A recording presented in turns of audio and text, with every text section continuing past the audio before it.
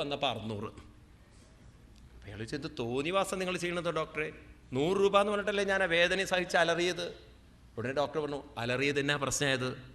അതെന്ത് പറ്റി? എൻ്റെ 6 രോഗികളാണ് പോയത് ഈ അലർച്ച കേട്ടിട്ടേ. ഇനിയിപ്പോൾ അതിൻ്റെ പൈസയും കൂടിയും അങ്ങ് തന്നിട്ട് പോയാൽ മതി. ആരാ അലറാൻ പറഞ്ഞ? ഇത്ര ഉറക്ക അലറിയുണ്ട്. രോഗികൾ പോയിരിക്കുകയാണ്, എനിക്ക് നഷ്ടപ്പെട്ടിരിക്കുകയാണ്, എൻ്റെ ബിസിനസ് നഷ്ടപ്പെട്ടിരിക്കുകയാണ്. അങ്ങനെ രക്ഷപ്പെടാമെന്ന് വിചാരിക്കുന്ന ഈ പിശുക്കന്മാർക്ക് അങ്ങനെയുള്ള ഗുണങ്ങളുണ്ട്. ഏതായാലും അങ്ങനെ ലോകത്തിൽ ഭൗതികമായി വസ്തുക്കളെ ആശ്രയിച്ച് കിട്ടുന്ന സുഖം, ഇതാണ് ജീവിതമെന്ന് തെറ്റിദ്ധരിപ്പിച്ചു കൊടുക്കുകയാണ് മനുഷ്യന്. അപ്പം നമുക്ക് ഭൗതികവും ആത്മീയവും ഇത് രണ്ടും വേർതിരിച്ച് മനസ്സിലാക്കണേ. നമ്മൾ ഇവിടെ എന്താണ് പ്രഹ്ലാദന് പറഞ്ഞു കൊടുക്കുന്നത്? അതായത് ഈ ശരീരത്തിന് നിലനിൽക്കാൻ ഭൗതികമായ കാര്യങ്ങളൊക്കെ വേണം, പക്ഷെ മനസ്സിന് നിലനിൽക്കാനോ? അതിന് ഭൗതികത കൊണ്ട് നിലനിൽക്കാൻ സാധ്യമല്ലത്. മനസ്സ് നിലനിർത്തുന്നതെല്ലാം അച്ഛനും അമ്മയും വീടും സുഖഭോഗങ്ങളും സാമഗ്രികളും അല്ല. ഈ മനസ്സ് ഈ ശരീരത്തിൽ നിലനിൽക്കാൻ കാരണം അതിനെ ഇവിടെ കൂട്ടിഘടിപ്പിച്ചു വെച്ചിരിക്കുന്നത് ഉള്ളിൽ നിറഞ്ഞിരിക്കുന്നൊരു ചൈതന്യമാണ്. അപ്പം മനസ്സിനെ നിലനിർത്തുന്നത് ഉള്ളിൽ നിറഞ്ഞിരിക്കുന്ന ഒരു ചൈതന്യമാണെങ്കിൽ മനസ്സ് കടപ്പെട്ടിരിക്കുന്നത് ഭൗതിക ലോകത്തോടല്ല, മനസ്സ് കടപ്പെട്ടിരിക്കുന്നത് ചൈതന്യത്തോടാണ്. എന്നാൽ ശരീരത്തിന് നിലനിൽക്കാൻ വായു വേണം, വെള്ളം വേണം, ആഹാരം വേണം, സൂര്യൻ വേണം, അങ്ങനെ പല സ്നേഹം വേണം, അതിന് ഉറങ്ങണം, അതിന് വീട് വേണം, അങ്ങനെയൊക്കെയുള്ള പലതും വേണ്ടതുകൊണ്ട് ഈ ശരീരം കടപ്പെട്ടിരിക്കുന്നത് പ്രകൃതിയോടാണ്, ഭൗതികതയോടാണ്. അതുകൊണ്ട് ഭാരതത്തിലുണ്ടല്ലോ ഭൗതികതയ്ക്ക് പ്രാധാന്യം കൊടുത്തതുപോലെ ആത്മീയതയ്ക്ക്. ഇതാണ് ഗീതയിൽ അവസാന ശ്ലോകം ഭഗവാൻ ഒപ്പിച്ചു പറയുന്നത്. എത്ര യോഗേശ്വര കൃഷ്ണോ എത്ര പാർത്ഥോ ധനുർധരാം തത്ര ശ്രീ വിജയോ ഭൂതിർ ധ്രുവാനീതിർമതിർമമ. എത്ര യോഗേശ്വര കൃഷ്ണോ, മനസ്സ് കൃഷ്ണനിലേക്ക് ഉയരട്ടെ, ആത്മീയമായ ബോധത്തിലേക്ക് ഉയരട്ടെ. ശരീരം ധനുർധരോ പാർത്ഥ, ലോകത്തിൻ്റെ നേരെ, തൻ്റെ ലക്ഷ്യത്തിൻ്റെ നേരെ ആയുധം പിടിച്ചിരിക്കുന്ന പാർത്ഥനെ പോലെ ഈ ഭൗതികമായ ലോകത്തിൻ്റെ നേരെ ഈ ശരീരം തിരിയട്ടെ. അങ്ങനെ ഭൗതികതയും വേണം, ഇത് രണ്ടും കൂടി സമന്വയിപ്പിച്ചാൽ തത്ര ശ്രീ വിജയോ ഭൂതിർ, അവരുടെ ജീവിതത്തിൽ എന്നും വിജയമുണ്ട്. അതെന്താ വിജയം എന്ന് പറയുന്നത്? എപ്പോഴൊക്കെ ഭൗതിക ലോകത്തിലൂടെ നമ്മൾ ജീവിക്കുമ്പോൾ, നമ്മൾ പ്രതീക്ഷിച്ചത് കിട്ടാതെ വരുമ്പോൾ, നമ്മൾ പ്രതീക്ഷിച്ചത് കിട്ടിയാൽ അതിൽ സംതൃപ്തി വരാതിരിക്കുമ്പോൾ, പ്രതീക്ഷിച്ച സ്നേഹം കിട്ടാതെ വരുമ്പോൾ, അങ്ങനെയൊക്കെ നമ്മുടെ ജീവിതത്തിൽ വിഷമങ്ങൾ വരുമ്പോൾ നമ്മുടെ മനസ്സിനെ ഭൗതിക ലോകത്തിൽ നിന്നും ഉയർത്തി ഭഗവാനിലേക്ക് ഉയർത്തുമ്പോൾ ഇതൊക്കെ ഭഗവത് പ്രസാദമാണ്, നിശ്ചയമാണെന്ന് മനസ്സിൽ പറഞ്ഞുകൊണ്ട് സന്തോഷത്തോടുകൂടി മനസ്സിനെ നമുക്ക് ഉയർത്താൻ സാധിക്കും. അപ്പോൾ ഭൗതികവും വേണം, ആത്മീയവും വേണം. ഈ കുട്ടിക്ക് ഭൗതികത മാത്രമേ കൊടുത്തുള്ളൂ, ഏത് കൊടുത്തില്ല? ആത്മീയത കൊടുത്തില്ല. എന്നാൽ പ്രഹ്ലാദന് വിഷമം ഉണ്ടായില്ല. കാരണം ഗർഭപാത്രത്തിൽ വെച്ച് തന്നെ ആത്മീയതയുടെ ഔന്നിത്യം കണ്ടുകൊണ്ട് വന്ന കുട്ടിക്ക് ഇതൊന്നും വലുതായി തോന്നിയില്ല പറയാണ്. അതുകൊണ്ട് പ്രഹ്ലാദൻ അല്പം പോലും പരിഭ്രമിക്കാതെ അവിടെ വളർന്നു വന്നപ്പോൾ അവർ വിചാരിച്ചു കുട്ടി ഇതൊക്കെ ഉൾക്കൊണ്ടുവന്ന്. അവരറിഞ്ഞില്ലേ കുട്ടി വേറെ ലോകത്തിലാണ് ജീവിക്കണത് എന്ന്. ഒക്കെ മനസ്സിലായില്ലേ കുട്ടാ? നല്ലോണം പഠിച്ചോ? ഓ. അച്ഛന് ഉമ്മ വെച്ചുകൊണ്ട് ചോദിച്ചു പണ്ടത്തെ അതേ ചോദ്യം, എന്താ ഉണ്ണി പഠിച്ചതിൽ വെച്ച് ഏറ്റവും ഇഷ്ടപ്പെട്ടത്?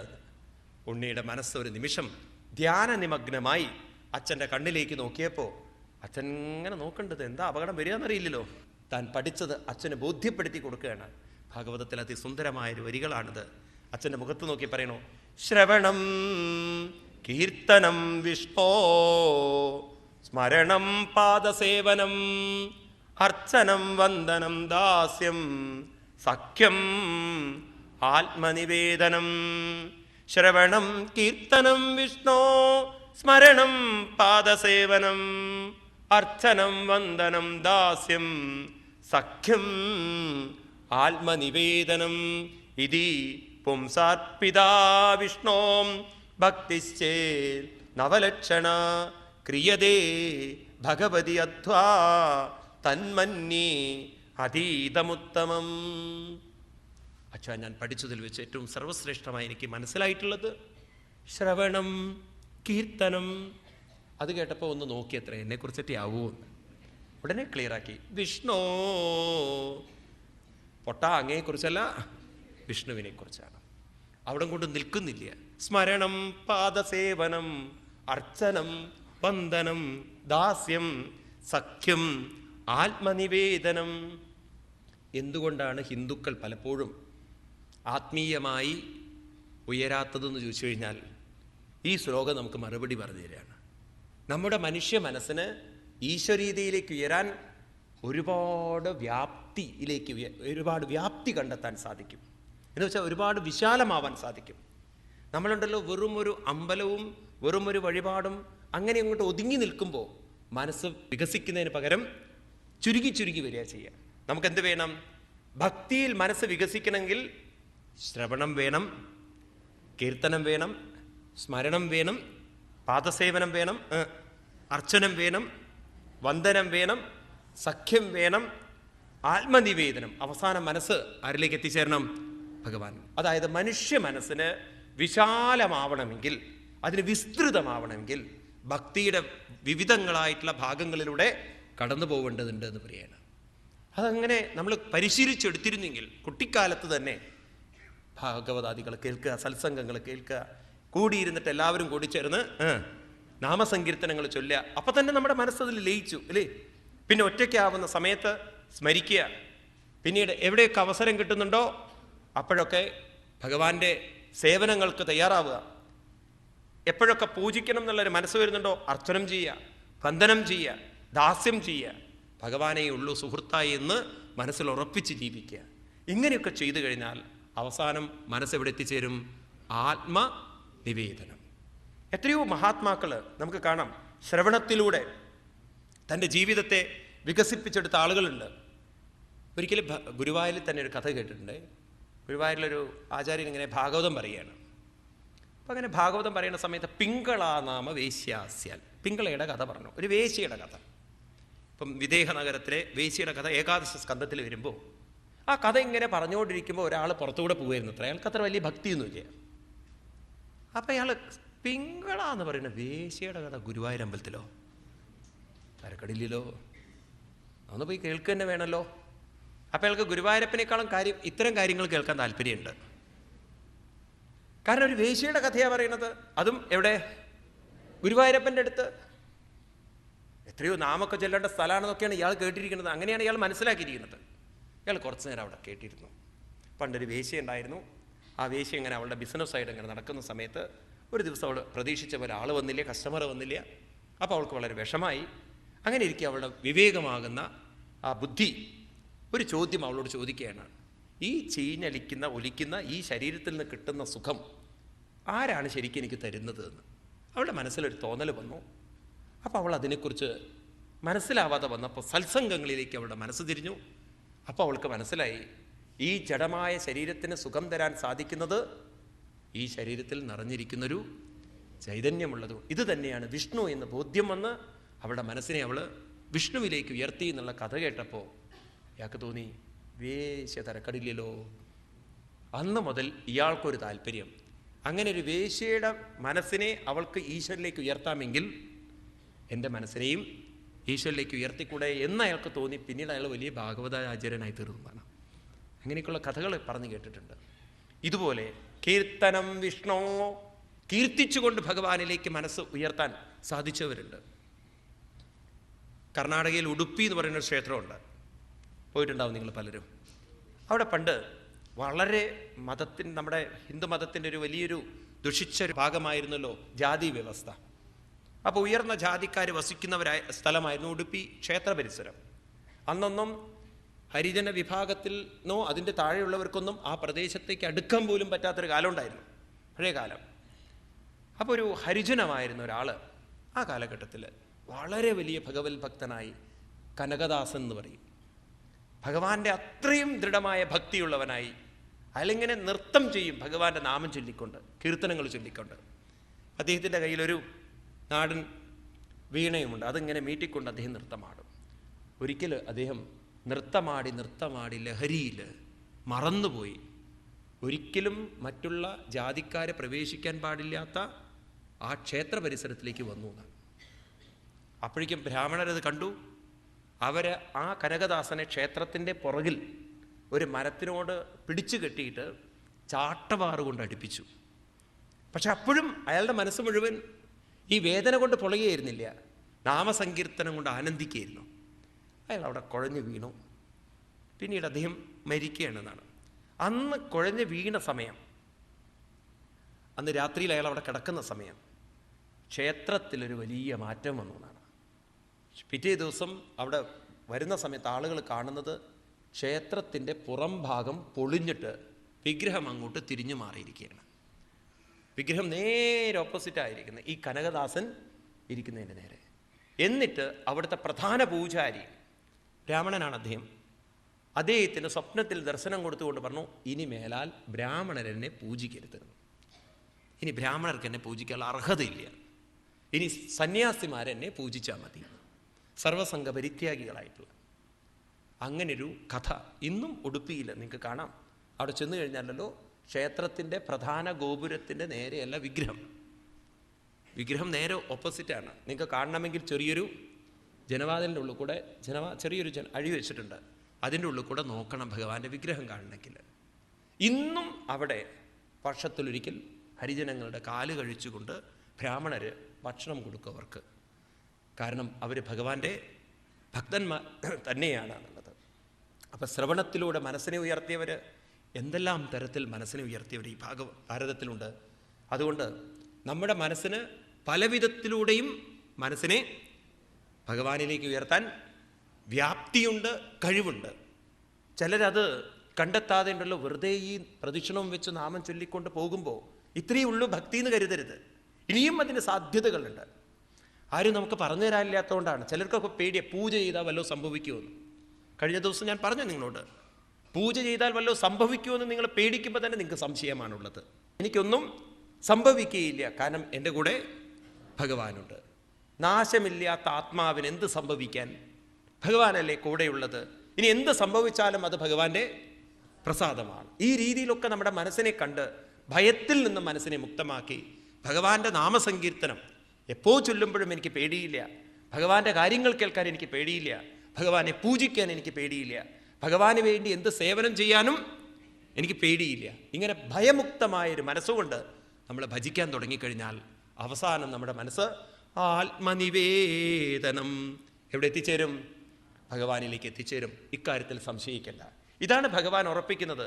മാമനുസ്മര ചിത്തം മയ്യേവ പ്രവിലീയതേ. എന്നെ ഏതെങ്കിലും വിധത്തിൽ സ്മരിക്കുന്ന ചിത്തമാണെങ്കിൽ എന്നിലേക്ക് തന്നെ ആ ചിത്തം മനസ്സ് വന്നു ചേരും. ഇക്കാര്യത്തിൽ നിങ്ങൾ സംശയിക്കരുത്. ഇപ്രകാരം അദ്ദേഹം ആ കുട്ടി പറഞ്ഞപ്പോൾ ഭയങ്കര ദേഷ്യം വന്നു. എവിടുന്ന് കിട്ടി ഈ സാധനത്തിന്? ഇങ്ങനെയൊരു ദ്രോഹിയോ, കുലദ്രോഹി, എൻ്റെ ജീവിതം നശിപ്പിക്കാൻ വന്നവൻ, എൻ്റെ ശത്രുവിൻ്റെ പേര് പറയുന്നു എന്നൊക്കെ പറഞ്ഞ് ബ്രഹ്മബന്ദ്രോ കിമത്തത്തെ വിഭിക്ഷം ശ്രൂയതാ സദാ അസാരം ഗ്രാഹിതോ ബാല മമാനൃത്യ ദുർമതേ. എവിടുന്ന് കിട്ടിയ അവിവേകി നിനക്ക്? ഒരൊറ്റ ഏറ് വെച്ച് കൊടുത്തത് എൻ്റെ മടിയിൽ നിന്നും. എവിടുന്ന് കിട്ടിയിടാ നിനക്ക് ഇങ്ങനെ ഒരു അവിവേകം പറയാൻ? എൻ്റെ ശത്രുവിൻ്റെ പേര് പറഞ്ഞ് നീ പേടിപ്പിക്കേ എന്ന് പറഞ്ഞപ്പോൾ ഗുരുക്കന്മാരോട് പറഞ്ഞു, നിങ്ങളാണ് എൻ്റെ കുട്ടിയെ കേടുവരുത്തുന്നത് എന്ന്. അവർ പറഞ്ഞു, ന മൽപ്രണീതം ന പരപ്രണീതം സുതോപദത്യേശത്രോ നൈസർഗീയം മതിരസ്യരാജൻ നിയച്ചമന്യം കഥദാസ്മനാനാം.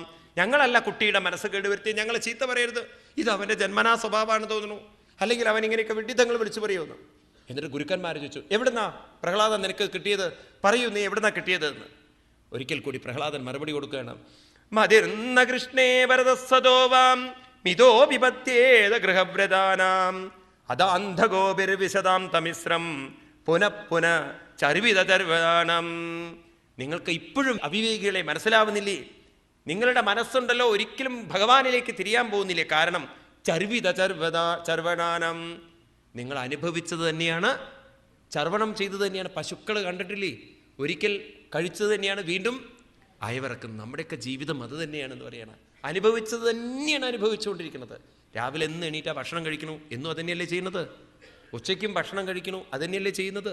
അത് കഴിഞ്ഞാൽ വൈകുന്നേരം ചായ കുടിക്കണു, പലഹാരം കഴിക്കണു, രാത്രി ആയാൽ വീണ്ടും ഭക്ഷണം കഴിക്കണു, അത് കഴിഞ്ഞാൽ കിടന്നുറങ്ങണം. എന്താ വ്യത്യാസമുള്ളത്? സെയിം റൂട്ടീനല്ലേ നടന്നുകൊണ്ടിരിക്കുന്നത്.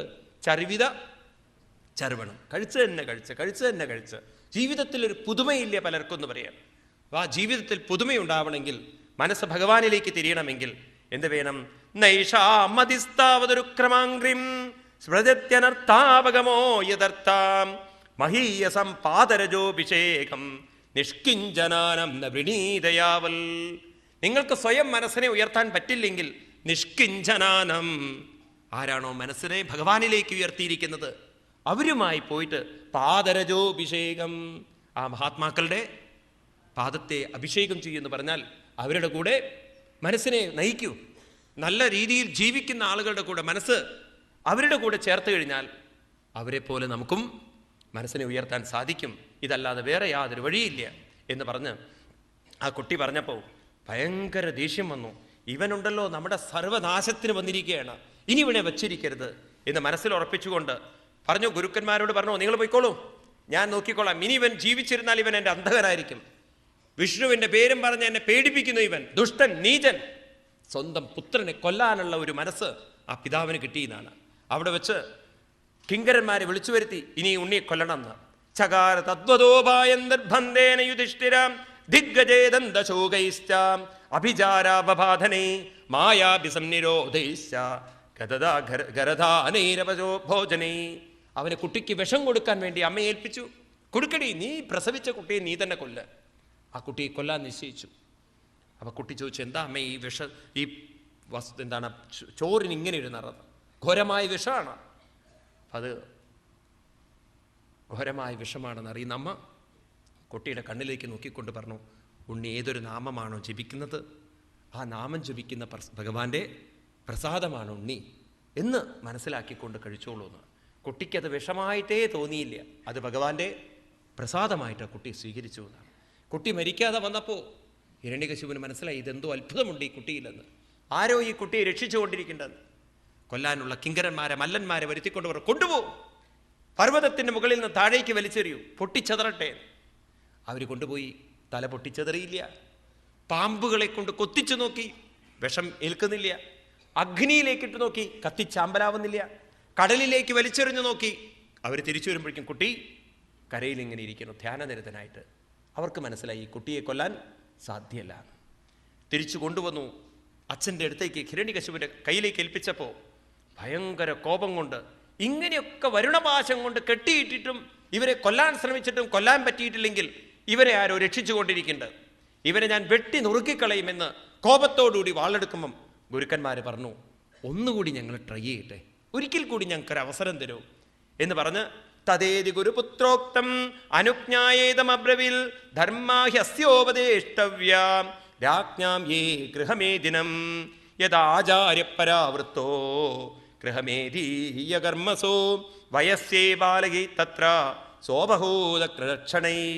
ഒന്നുകൂടി ഞങ്ങൾ ആ കുട്ടിയെ നേരെയൊക്കെ എടുക്കാൻ പരിശ്രമിക്കട്ടെ എന്ന് പറഞ്ഞ് അവരെ കൊണ്ടുപോയി എന്നാണ്. അങ്ങനെ കുട്ടി വീണ്ടും എവിടെ എത്തി? മൂന്നാമത് പ്രാവശ്യം ഗുരുകുലത്തിലെത്തിച്ചേർന്ന്. അങ്ങനെ ഗുരുകുലത്തിലിരിക്കെ ഒരു ദിവസം ഗുരുക്കന്മാർ എന്തോ ആവശ്യത്തിന് വേണ്ടി പുറത്തുപോയ സമയത്ത് പ്രഹ്ലാദൻ മറ്റ് അസുരക്കുട്ടികളെ വിളിച്ചുകൊണ്ട് തൻ്റെ ജീവിത കഥ അവർക്ക് പറഞ്ഞു കൊടുക്കുകയാണ്. കുട്ടികളെ, ഏത് പ്രതിസന്ധിയെയും, ഏത് പ്രയാസത്തെയും, ഏത് പ്രലോഭനത്തെയും, ഏത് പരീക്ഷണത്തെയും, ഏത് പ്രശ്നത്തെയും നേരിടാനുള്ള കഴിവും ശക്തിയും അതിൽ നിന്ന് ഉയർത്താനുള്ള ശക്തിയും നമ്മുടെ മനസ്സിനുണ്ട്. നിങ്ങളൊരിക്കലും വിചാരിക്കരുത് ഞാൻ നിങ്ങളിൽ നിന്നൊരു അത്ഭുത ശിശുവായതുകൊണ്ടാണ് എനിക്കിതൊക്കെ സാധിക്കുന്നതെന്ന്.